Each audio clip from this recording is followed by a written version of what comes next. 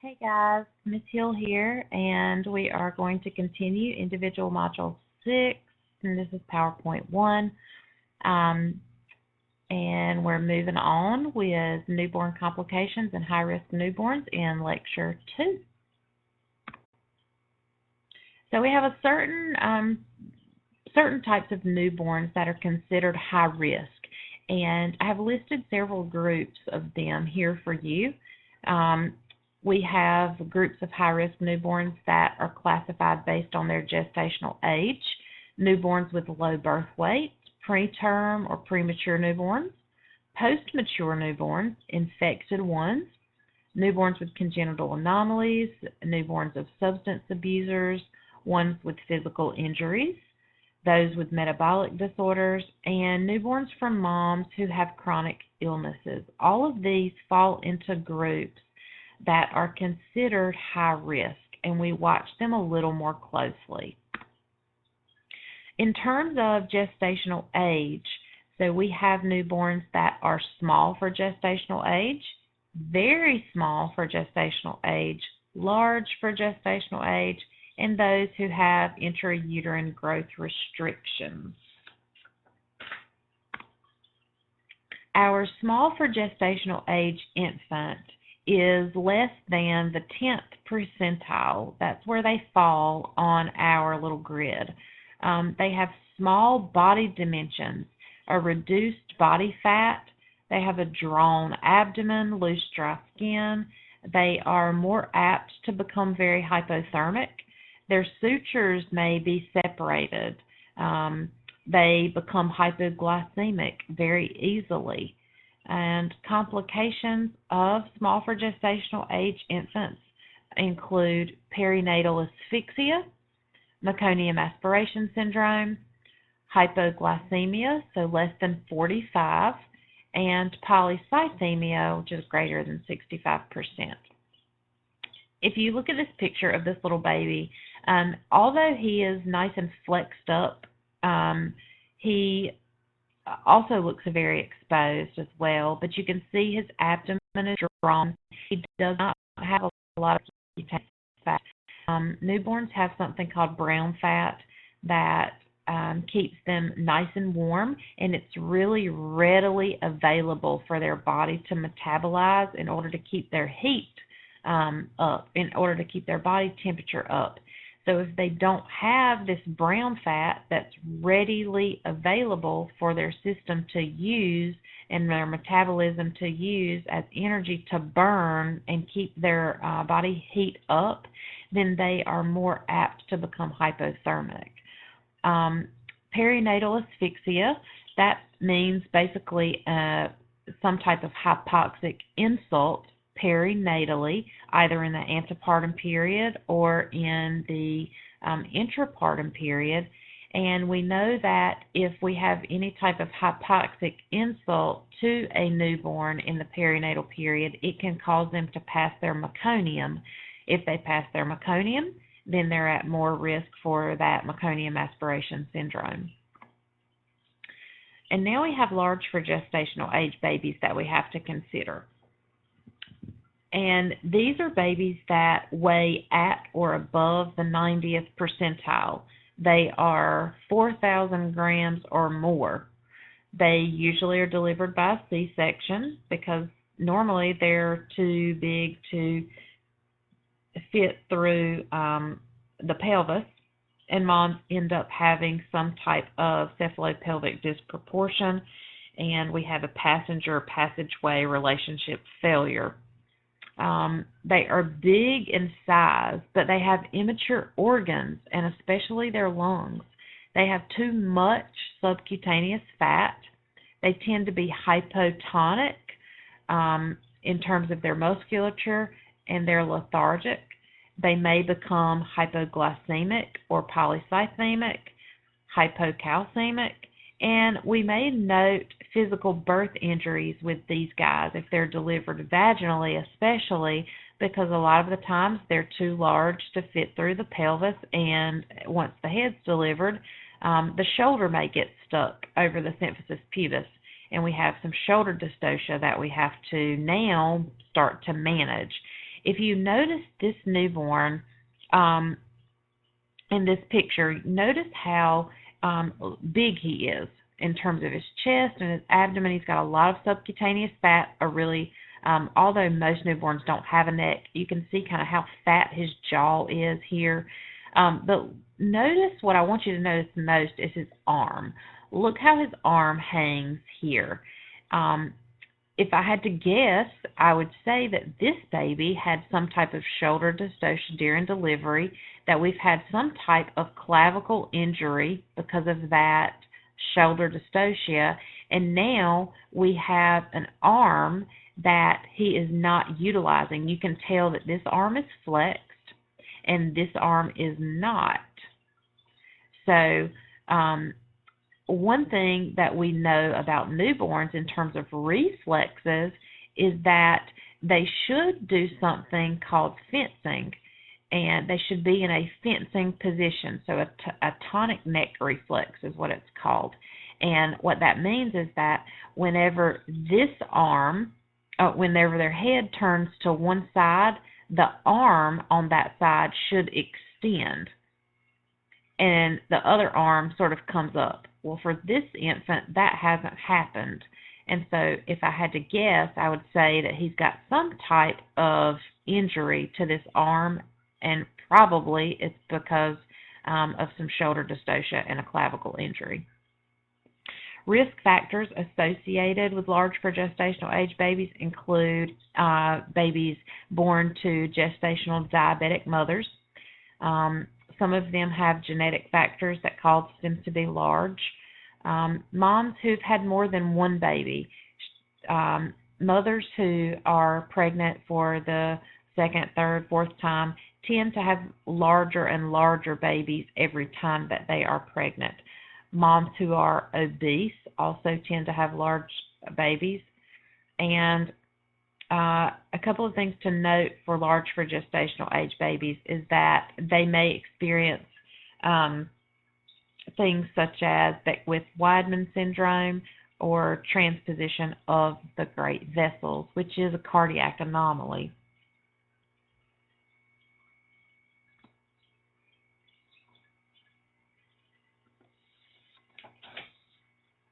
Post-mature infants are newborns that are born at or after 42 weeks gestation. These babies can be small for gestational age or large for gestational age. Their big problem is that they're post-mature. And if you remember, we've talked about the placenta and how it's only made to last for a certain amount of time. It doesn't go on and last forever. The longer that the placenta works and transfuses, the more worn out it becomes. And at a certain point, it doesn't do its job effectively. These post-mature infants have no glucose reserve, so they're at great risk for hypoglycemia. They also have a greater risk for perinatal asphyxia, so they may likely experience some type of hypoxic insult in utero, which causes them to pass their meconium and causes them to be at risk for meconium aspiration syndrome. They also, if they're large for gestational age, may experience birth trauma due to their large size, and they may have issues with temperature instability, specifically if they're small for gestational age. One thing to note about this newborn is that cracked, scaly-looking skin. And you can also see that this baby really looks malnourished. There's not a lot of fat on this baby. But he's got a long, thin body. His skin's thin, dry, peeling and cracking. They have long hair and nails. They may have meconium-stained fluid. If they've been in that meconium-stained fluid for a long period of time, their skin may also take on the hue of that meconium-stained fluid, so their skin may look yellow or stained. And then they experience problems with hypoglycemia and hypothermia. So remember, basically these babies have wasted away. If the placenta is not perfusing the nutrients that is needed to keep the baby healthy because it has gotten itself worn out as well, then it makes sense that the baby will start to sort of waste away. And that's what happens with these post-mature infants. At a certain point, they waste away. That brown fat disappears, and they're not able to readily metabolize that to keep their temperatures up. And because they don't have any glucose reserve, now they're at risk for hypoglycemia.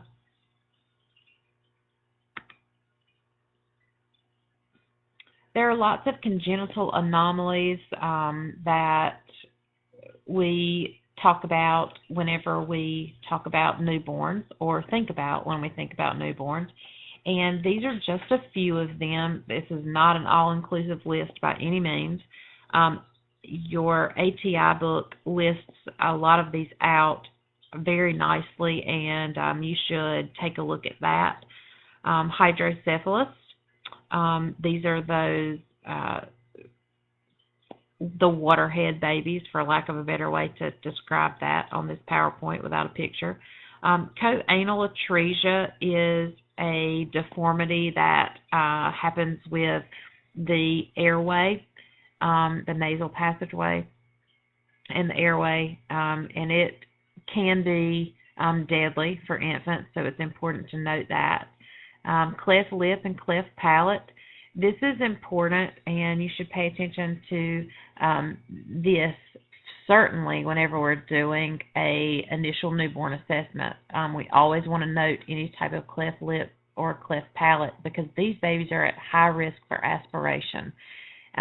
If we leave a cleft palate undiagnosed, then we start to feed that baby. They may aspirate and may end up with an aspiration infection of some kind, and they could likely die. Tracheoesophageal atresia is where there is a hole basically between the trachea and the esophagus, and these babies are obviously at a great risk for aspiration. Diaphragmatic hernia means that we have a hernia that is protruded through the diaphragm, and this is very serious. These babies have to be have a surgical repair pretty quickly, especially if it's very bad. Omphalocele and myelomeningeal are neural tube defects, where there is an outpouching of the spinal column externally. Gastroschisis is where we have actually the bowel on the outside, and that has to be managed through surgery as well. Prune belly syndrome is another congenital anomaly. You can note that one in your book as well. And there are all types of congenital heart diseases. We're going to talk specifically about ventral septal defect a little bit later. Spina bifida is something that we see often. That's also another neural tube defect. And one way we prevent neural tube defects is through making sure moms have plenty of folic acid prior to getting pregnant and during their pregnancy. Cerebral palsy is another congenital anomaly. And with cerebral palsy, this is a non-progressive impairment of motor function, especially muscle control, coordination, and posture. And with these guys, aspiration risk is really high in this population, and that's something as a nurse we have to be really aware of. Cerebral palsy can be caused by hypoxic insults during the antepartum period, or hypoxic insults during the intrapartum period. So this is one reason why it's really important as a labor nurse that you do everything that you can to make sure that you're reading your fetal heart rate strip appropriately, that you know what's causing any types of decels that you might be having, or if you can't figure out what's causing them, that you're mitigating them and you're doing the correct thing, like reporting them to your doctor and managing them effectively with intrauterine resuscitation. because those types of things can cause cerebral palsy and all kinds of other issues for the newborn.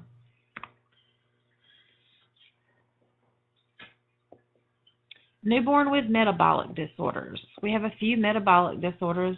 These should be explained in your book, but phenylketonuria is one of those that we do the PKU testing on. This is an amino acid disorder, and what happens with this is if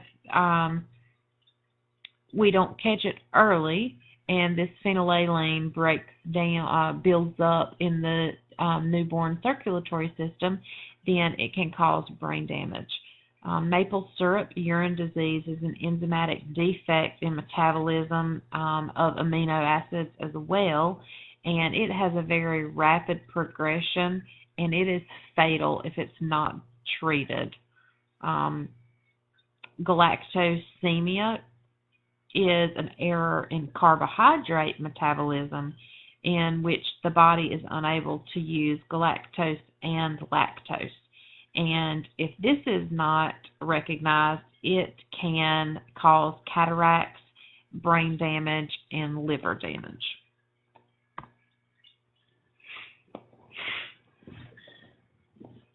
We have some newborn conditions that are considered emergent, and one of these is asphyxia, which leads to respiratory distress or prolonged apnea and eventually cardiac arrest in a newborn. And asphyxia can be caused in a newborn from things like abruption, meconium, cord prolapse, shoulder dystocia. All of those types of intrapartum issues can lead to asphyxia in the newborn. Meconium aspiration syndrome.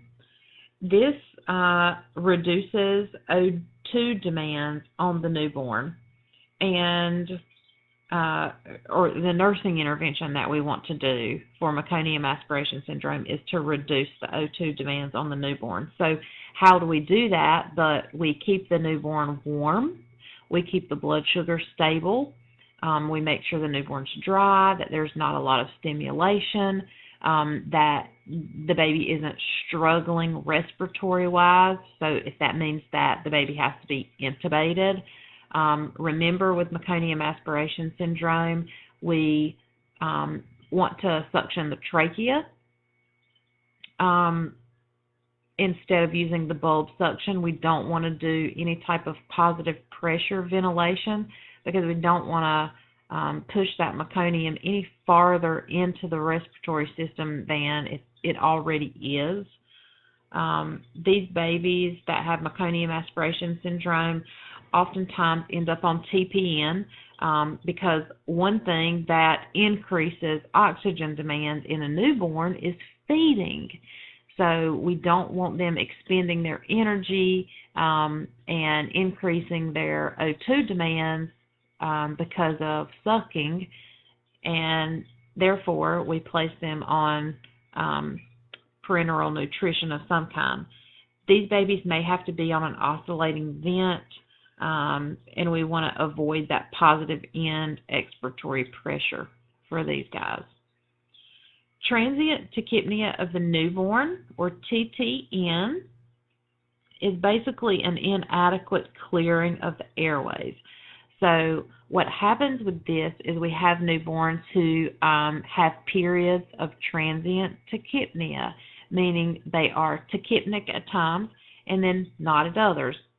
But what you'll see with these newborns is that they will exhibit signs and symptoms of respiratory distress. So nasal flaring, grunting, retractions. They may experience all of them, or you may only see one of those signs. You may see some cyanosis, but on an X-ray, what you will see is shadowing. So little white patches, almost kind of like what a pneumonia would look like.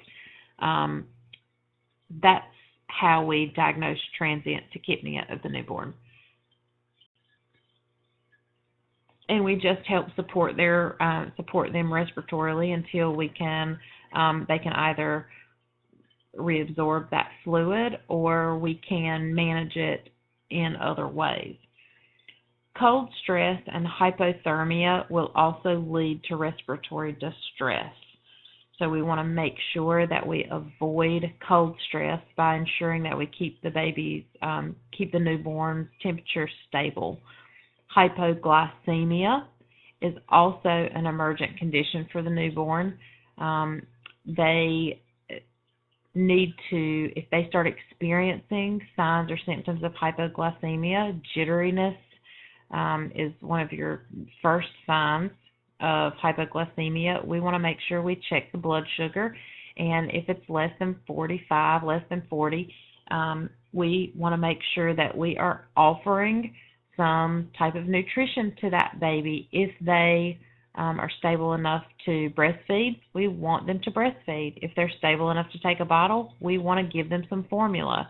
We do not go ahead and give them sugar water if it's just slightly below 40. We want to offer them to feed. Polycythemia, so increased red blood cells. This can happen due to extended time between the baby's birth and cord clamping. It can happen if the baby is held lower than the placenta for too long of a period.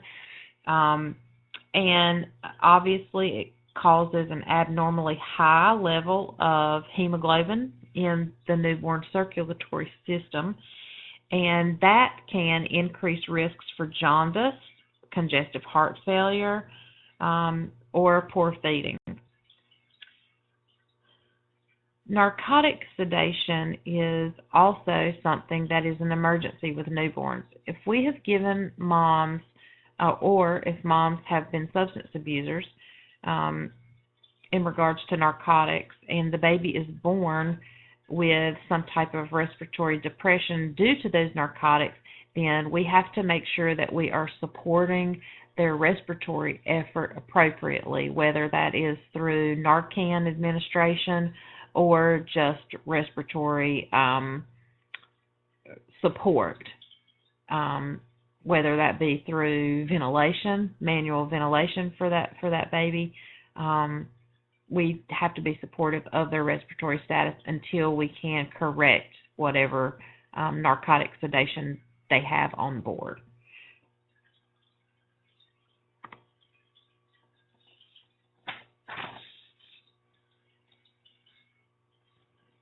So what are some different types of poor oxygenation and tissue perfusion? What causes these things?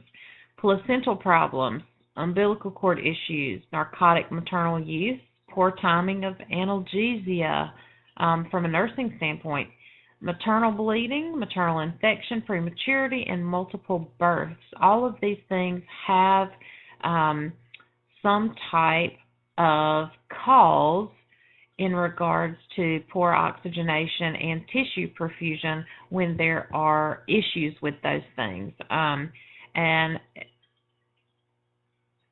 I'd like for you to go through each one of those and try to figure out how each one of those contribute to poor oxygenation and tissue perfusion, if that is the problem that's being experienced by the newborn.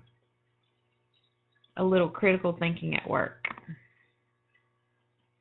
Some nursing interventions that we utilize for ineffective oxygenation are monitoring the oxygenation status of the newborn through an O2 sat monitor. We suction secretions and mucus, whether that be with the bulb syringe or the D-LEE, so the deep suction. We want to keep their head in a sniffing position. That's basic, rescue interventions. Administer oxygen as prescribed, whether it be through blow-by oxygen or whether we actually have to put them on a ventilator. Keeping the infant dry and warm is probably one of the most important things that we do in terms of initial newborn care. We want to monitor and correct hypoglycemia quickly. Administer Narcan to reverse narcotic sedation if that's the issue. Administer antibiotics if the infant is septic. And promote bonding and infant and parent attachment. And one of the easiest ways that we can do this is through skin to skin. And if you think about skin to skin, you know, how many things on this list will skin to skin help? It helps bonding. It helps infant parent attachment. It helps respiratorily. It helps keeping the baby warm. It helps to maintain blood sugar. So there are, you know, probably half of this list, skin to skin, actually has been proven to help.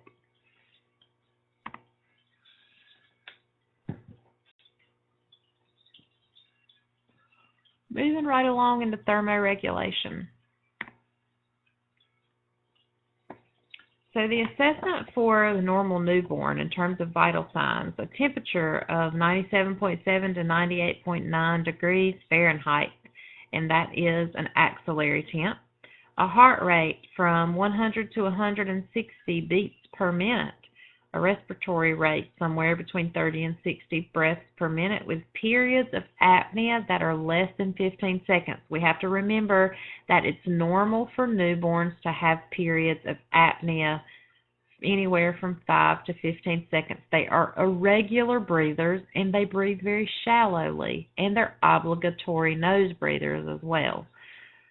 Their blood pressure is usually somewhere between 60 and 80 systole and 40 to 50 diastole. So when and why should we be concerned about hypothermia in the newborn? Well, we should always be concerned about hypothermia in the newborn. We should never allow it to happen if it's something that we can prevent, because hypothermia will increase oxygen demands and can cause respiratory distress in even a normal newborn. Newborns have a large body surface area in relation to mass and a limited amount of subcutaneous fat. Subcutaneous fat helps insulate us. That's what helps keep us warm, and babies don't have this. Newborns have something called brown fat, and that helps with thermogenesis. Meaning that it helps to promote a rapid metabolism when it's activated, and that produces heat for the newborn. If the newborn starts to shiver, then their metabolic rate has already doubled. So shivering is not something that you should see your newborn doing. If your newborn is shivering, they probably are already in respiratory distress of some kind. They don't shiver like we do. Their neurological system is not mature enough to do that yet, in response to cold anyway.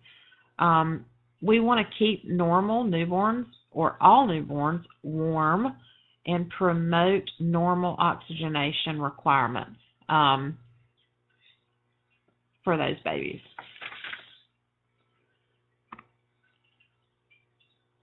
There are some different causes and risk factors that are associated with hypothermia in the newborn. They have an immature hypothalamic temperature control system. So they don't regulate their temperature like we do as grown-ups. They have immature temperature regulatory mechanisms. We can also accidentally induce hypothermia in newborns without even really being aware of it. So that's why it's always very important that we keep them warm and dry them off as soon after birth.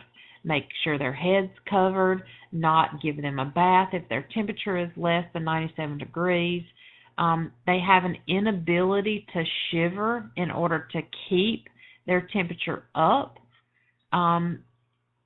So it's very easy for them to enter a hypothermic state accidentally. They have a large skin surface area to body mass ratio, and that means they have a larger area for heat loss to occur. And newborns lose heat due to evaporation. It is very important to dry them well because of that. Also, we have to remember that also medications can affect newborn temperature as well. So Demerol is one of those narcotic medications that can slow down and prevent metabolism of brown fat in babies, and that will lead to greater hypothermia in those newborns. So if we've given mom some Demerol for pain during labor, we also need to be aware that from a newborn standpoint, that can slow down or prevent the metabolism of their brown fat to keep their heat up. Hypothermia in newborns can prolong and potentiate the effects of different types of drugs for so analgesic drugs we've given mom or anesthetic drugs that she may have gotten. If hypothermia is a problem in that newborn, we have to remember that whenever somebody experiences hypothermia, their metabolism slows down. If their metabolism slows down, then they will not rid drugs out of their system as easily.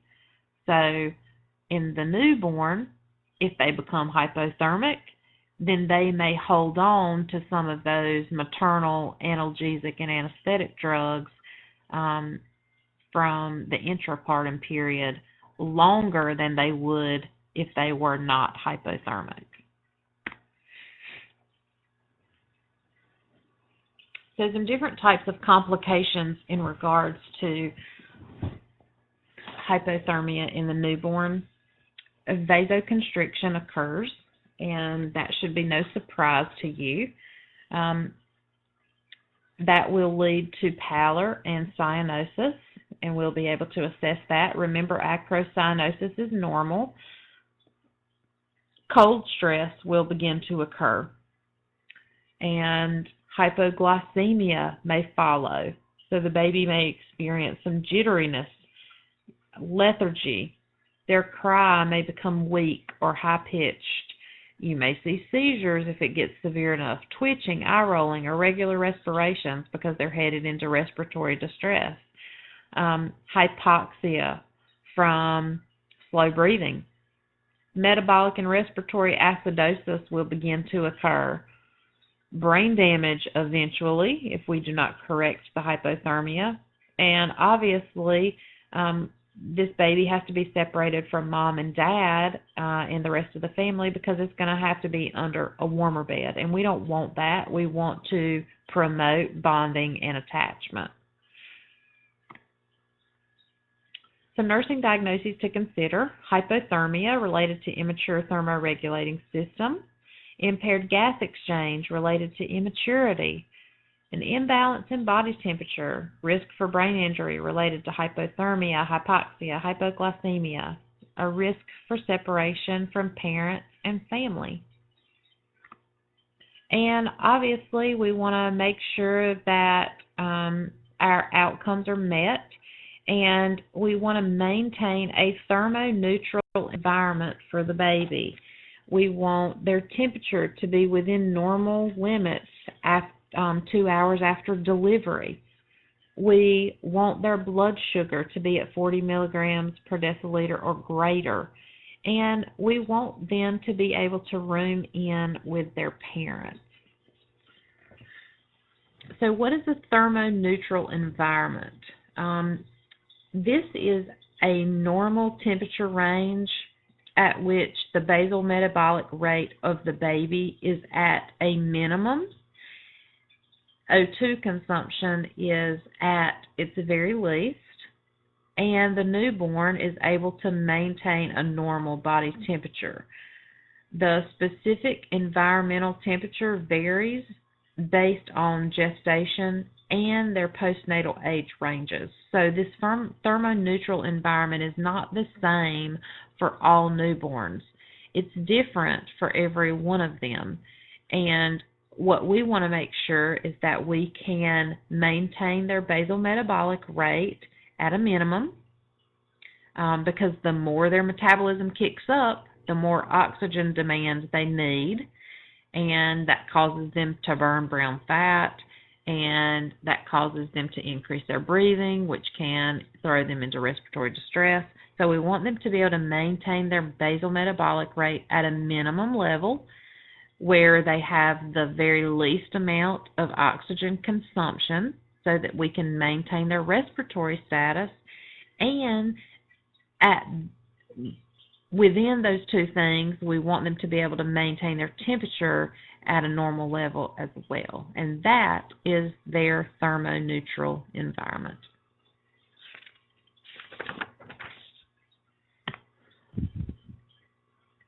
So intervention-wise, as nurses, we want to prevent hypothermia from occurring by careful planning and preparation for the arrival of the newborn. We want to take postnatal vital signs as soon as we can using an axillary temperature. Initially, on a newborn admission assessment, we will typically get a rectal temperature. One reason is because A, it's more accurate, but B, it also helps us ensure that the rectum is patent, or that the anus is patent. But after that, we can use an axillary temperature. We want to make sure that all procedures are done under a radiant warmer if we have to do any. And we want to make sure that we keep a close eye on their blood sugar levels, and that we're maintaining those levels at 40 milligrams or more. If it's less than that, we want to proceed to a hypoglycemia protocol, whatever it is for your hospital. But as long as the hypoglycemia is not severe, we want to offer the mom to breastfeed first, or bottle feed if that's what she's doing. But we always want to offer that nutrition prior to any other type of intervention like dextrose or sugar water or IV or whatever.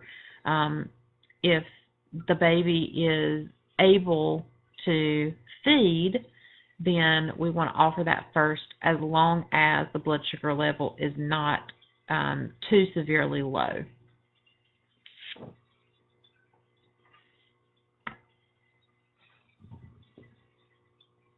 Moving on to the premature infant. And here are your learning outcomes.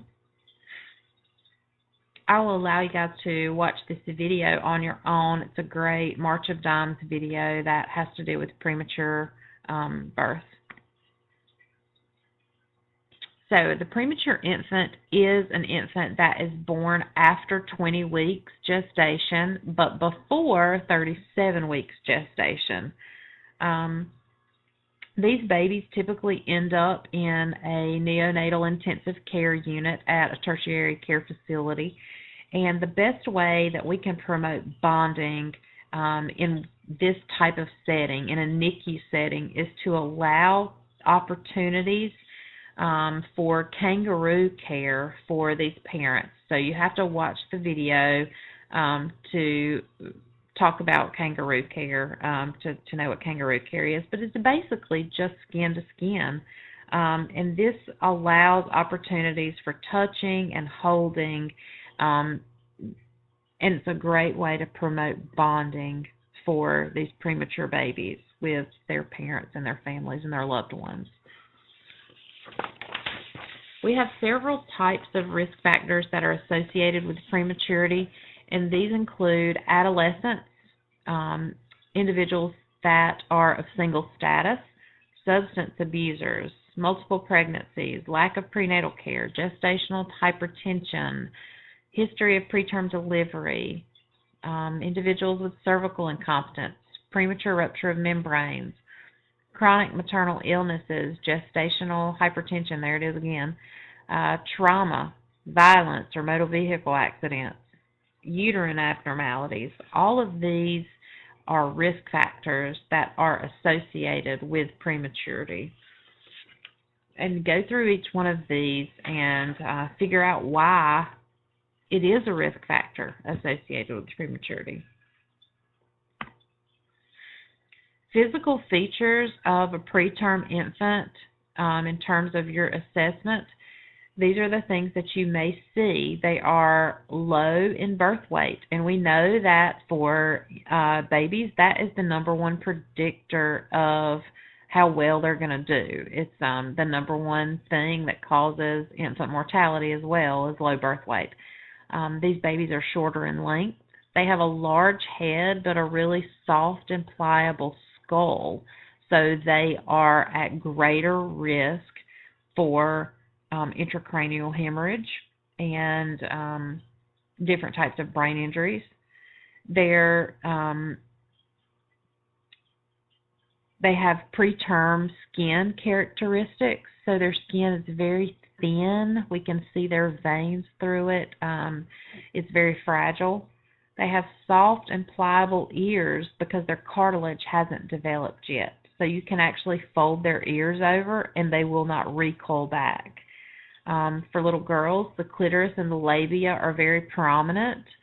For little boys, you'll find very few scrotal rugae. Their little feet will have none to very few creases in the sole of the foot. They'll have no breast buds, so you'll find a flat areola. And they'll be covered with lanugo over their body, which is that fine little hair that they have in utero. In terms of their body system, their respiratory system lacks surfactant, so they typically experience respiratory distress. Their gastrointestinal system, they have a decreased gag reflex, they have a decreased stomach size, and they are poor feeders. They are at risk for aspiration because of their decreased gag reflex and decreased stomach size, and they're at risk for delayed growth because they have an inability to take in enough food due to their stomach size. But on top of that, they have an increased basal metabolic rate, which causes them to require a greater oxygen demand. And because of that, they don't feed as well due to the fact that they get very tired with sucking. Sucking is probably the hardest work that a newborn has to do, and it requires a lot of their energy and metabolism to utilize that reflex and to gain nutrition to grow. Premature babies already don't have a lot of energy store, and so they're already at risk for respiratory issues. So they tend to be very poor feeders because they don't really have the oxygen reserve to suck appropriately or in enough amount to be able to nourish them to the point that they can grow well, because it increases their oxygen demand, and then they end up further into a respiratory issue, which is why you see most of these kids with some type of other feeding mechanism, so an OG tube or TPN, etc. Their musculoskeletal system is immature. We don't find these babies in a flexed up position like we like to see. You might find that premature babies are more hypotonic instead of hypertonic in terms of their musculature. Their cardiovascular system, you may hear murmurs because the ductus arteriosus may remain open and not close when they're born. Their integumentary system has very thin skin, which is prone to damage. Their sensory and neurologic system is also immature. These babies are can often become overloaded in terms of sensory. So that's why when you walk into a NICU, a lot of these babies are in um, a quiet place. They may place blankets over the isolettes to keep it dark. They try to keep the noise down. It's because they try not to overload them sensory-wise. Their renal system cannot concentrate urine because they have a decreased glomerular filtration rate. They're at risk for dehydration and overhydration because of that decreased glomerular filtration rate and their inability to concentrate urine. Their reproductive systems are different and less mature. So we talked about in the slide above the few scrotal rugae and the clitoris and labia. They're more prominent than the labial folds in little girls. And also their immune is immature as well. And if you remember back to our normal newborn, if you remember less than 34 weeks, they haven't had that sort of transplacental infusion of IgG antibodies. So that passive immunity from mom has not really happened well yet. These babies have very little subcutaneous fat, so they have no insulation in terms of on their bodies. So that way, because of that, they cannot keep their temperatures up very well. They are hypotonic, so instead of being nice and flexed up, they sort of lay kind of flaccid, which exposes a larger amount of surface area of their bodies. And they have a decreased ability to vasoconstrict as well. So these are reasons why they are at greater risk for hypothermia, and they do not thermoregulate even like a normal newborn would.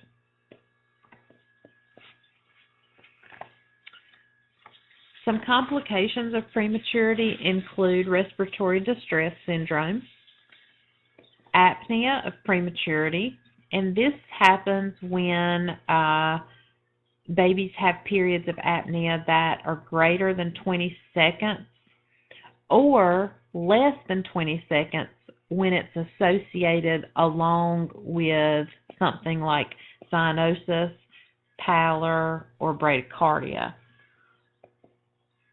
Patent ductus arteriosus is another complication of prematurity. Necrotizing enterocolitis, infection or sepsis, hypoglycemia, overhydration and dehydration because of their immature renal responses. Aspiration and pneumonia are also complications as well. Intraventricular hemorrhage also can be caused in premature babies.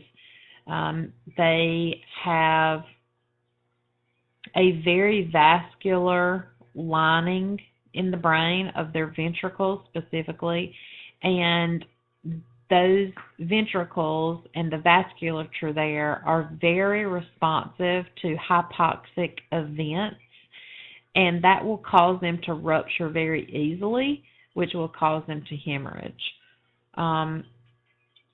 They are also at risk for anemia because they require a really rapid growth rate. They're already very small to begin with, and they need to grow fast, so they require a rapid growth rate. But their red blood cells have a decreased lifespan, and we also take more of their blood because we do a lot more blood testing on babies when they're premature. We're checking for infection, we're checking for their oxygen status, we're checking their blood sugar more frequently. So they're at a greater risk for anemia because of all of those reasons. And then long-term complications that we may see with premature babies are things like retinopathy, so problems with their eyes, bronchopulmonary dysplasia, or BPD, and this requires long-term O2 therapy. They can never get off of O2 therapy if they have this bronchopulmonary dysplasia. Speech and auditory defects are also common with premature babies because they just aren't developed appropriately yet, and they require oftentimes help to get really to where they need to be. Neurologic deficits like cerebral palsy, hydrocephaly, and seizures can also occur. So make sure that you can describe all of these complications of prematurity. Some nursing diagnoses to consider: ineffective gas exchange related to immature alveoli or lack of surfactants, ineffective airway clearance related to lack of cough reflex, ineffective thermoregulation related to lack of subcutaneous tissue, altered nutrition less than body requirements, risk for infection, impaired parenting related to an extended NICU stay, parental guilt of delivering a preterm infant. Interventions that we can do in terms of planning care, and our goals for that are to promote adequate oxygenation. Always, that's really number one. Providing adequate hydration and nutrition for these babies. We may have to gavage feed these babies, do some total parenteral nutrition, but if mom can breastfeed, that's the best thing to do for these premature babies, because then they'll get that passive immunity from mom, and it's pretty devastating if these babies get an infection. So we want to prevent that as best we can. We want to maintain a thermoneutral environment that's conducive for growth and development for these babies, promote an acceptable elimination pattern, prevent infection and other complications, provide sensory stimulation and family bonding, so specifically in relation to kangaroo care, skin to skin, and we want to promote rest and sleep, so decreasing sensory stimulation whenever it's time for them to rest and sleep by allowing things to be quiet, allowing things to be dark, and just not overstimulating them.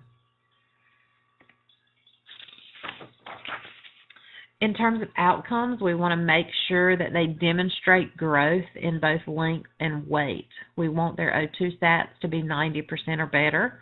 We want them to tolerate feedings, whether it be formula or breast milk, because obviously they need to grow exponentially compared to their normal newborn counterpart. And it's harder for them to tolerate feedings because of their increase in oxygen consumption when doing so.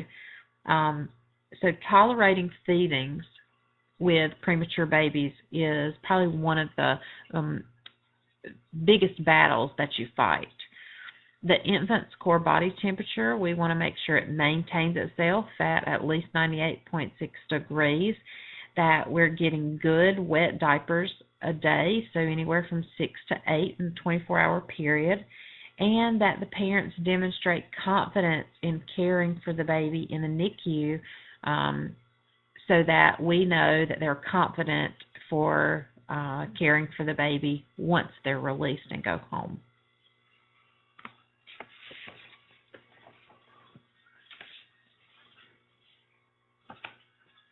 Moving on to congenital heart defects, and specifically we're focusing on ventral septal defect.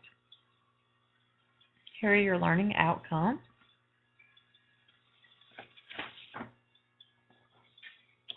And ventral septal defect is a congenital heart defect that occurs in newborns or in the fetus, but congenital heart defects in general are defects in the heart or great vessels due to an abnormality during the fetal development or adaptation to extrauterine life. So it's something that either occurs during development when the baby is in utero, or it is a defect that happens whenever the baby attempts to adapt to extrauterine life after it's born. So that could mean like, there's the foramen ovale didn't close up, or the ductus arteriosus didn't close up. They occur in about every 8 to 1,000 live births. They are hereditary. They can be due to medications that are taken during pregnancy, and some of them have no known cause. They just happen, and we don't know why. Some things that we find on assessment in terms of congenital heart defects are heart murmurs, a report of a family history or an abnormal prenatal history, growth delays in terms of the weight, the length, and the head, and we assess caregivers for coping capabilities and their understanding of congenital heart defects whenever we find these. Growth delays are important in detecting congenital heart defects because of the same reason, really, that premature babies are poor feeders. Children who have congenital heart defects tend to be poor feeders as well. They are already struggling to oxygenate themselves because they have a cardiac defect. And remember that sucking and feeding is basically the biggest amount of work that a newborn does. It requires a lot of energy, and it requires have an increased oxygen consumption to be able to feed effectively. If they're already using up all of their energy and oxygen because of a defect that they have, they're going to be poor feeders because they're not going to be able to oxygenate well while they feed. They're not going to have the reserve to be able to do that. So they'll be poor feeders. Hence, they will have growth delays. And you'll be able to see this at follow-up appointments as they come in, and we're trying to trend their weight and length and head circumference on a graph.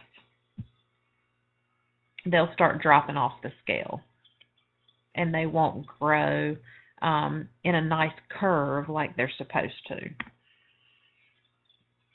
So the ventricular septal defect specifically is the most common congenital heart defect that there is. There's one or more holes in the septum in this particular defect, and because of that, we get an increase in pulmonary blood flow because blood shunts from the left ventricle to the pulmonary artery. So, for example, here we have the left ventricle of the heart, and here we have the right ventricle of the heart. And what you see is that we have a hole between the right and the left ventricle, the left and the right ventricle. So what happens is the pressure in the left ventricle is greater than the pressure in the right ventricle. And because of that, blood is going to backflow into the right ventricle, and then we're going to have an increased amount of blood flow into the pulmonary system. Now, if you think about that, what's going to end up happening is that we're going to have fluid that begins to back up in this right ventricle. We're going to have increased blood flow into the pulmonary system, and because of that, we're going to end up with pulmonary edema. You may start seeing some crackles.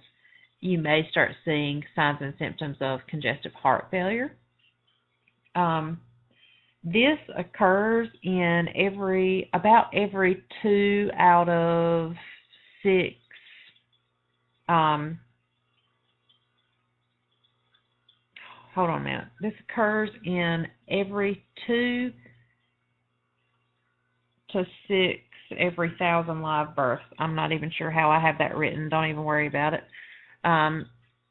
But one thing to note is that ventral septal defects may occur alone, or they can also occur with other types of congenital heart defects as well. The one thing with ventral septal defects, here's another picture, um, is that these can oftentimes go undetected depending on how severe the defect is. So people may go their entire lives with a ventral septal defect and not even ever know it because it doesn't ever physically affect them. But the ones that are bad can affect newborns and kids as they start to grow. And they may have to be surgically repaired if they're bad enough. So here's another picture, and you can see the left ventricle here, the right ventricle here. We've got a hole in the septum, and because the pressure is so great in the left ventricle, greater than it is in the right, we have a backflow of blood into the right ventricle, and then that increases the blood flow that goes into the pulmonary artery. Clinical manifestations that we might see in regards to ventral septal defects depends on the size and the degree of the shunting that happens between that left and right ventricle. You will hear a murmur somewhere between the third and the fourth left intercostal space at the sternal border. These babies will have fatigue with feeding, again, because they require extra oxygen to do that work, and they're already working hard because they have that cardiac anomaly as it is. They will see periods of inadequate growth or inadequate growth all around. So as we know, babies are supposed to maybe lose 10% of their birth weight within the first 2 weeks. They lose 10% of their birth weight after birth, but by 2 weeks they should be back up to their normal birth weight. And then by 6 months, they should have doubled their birth weight. And then by a year, they should have gone up even more. They should have tripled things. So if we have inadequate growth with a child, this is something that we might see in terms of congenital heart anomalies because they're poor feeders, and they don't have their bodies and their metabolism work really hard to keep things going because of their heart anomaly, and because of that, they just tend to not grow well, and we'll see that on the curvature of the growth chart as they come in for appointments. They are at more risk for respiratory infections because they have that increased blood flow into their pulmonary system. They may experience those signs of CHF because they have all that fluid backing up in their lungs because of that increased blood flow into the pulmonary system. And you'll find that as they get older, they will have tachypnea with exercise or on exertion. Or if their defect is bad enough as a newborn, you'll see tachypnea along with their feedings. And you may even see, if it's bad enough, some circumoral cyanosis around their mouth as they tend to feed. And that's going to be your first indication that a baby has some type of congenital heart anomaly, is that they are poor feeders.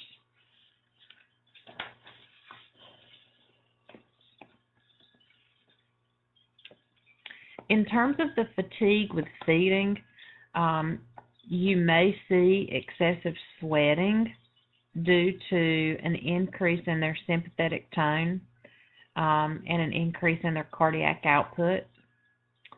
And in terms of that inadequate growth, they have an increased caloric need because they're expending so much metabolism on just trying to keep things going and trying to feed and do the things a normal kid would do, and that increases their caloric need, and they can't take in those extra calories, so they have that inadequate growth.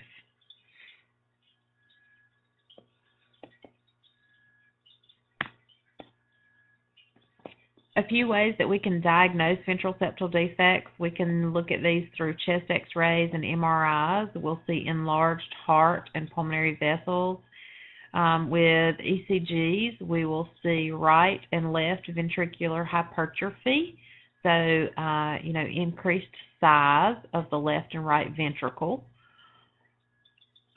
We are able to actually see shunting on an echocardiogram, and this picture is of an echocardiogram. And cardiac catheterizations also can be good tools for diagnosis. And the findings that we will see in regards to cardiac catheterizations are an increased oxygen in the right ventricle, increased systolic pressure in the right ventricle and the pulmonary artery. And that should make sense because the blood that's in the left ventricle has already been oxygenized through the pulmonary system. If we have a hole between the right and the left ventricle, and that blood in the left ventricle, which has already been oxygenated by the lungs, shunts back into the right ventricle, and we can test that blood and it has increased oxygenation in it, then we know that there is some type of defect there.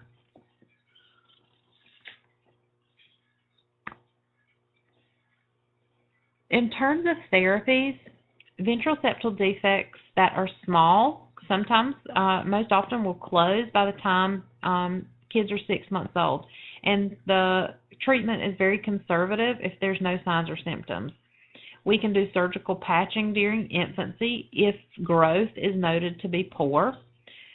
We can use a transcatheter device and close the defect during cardiac catheterization. We can use medications prophylactically for endocarditis. And prognosis is usually really good for kids with ventral septal defects.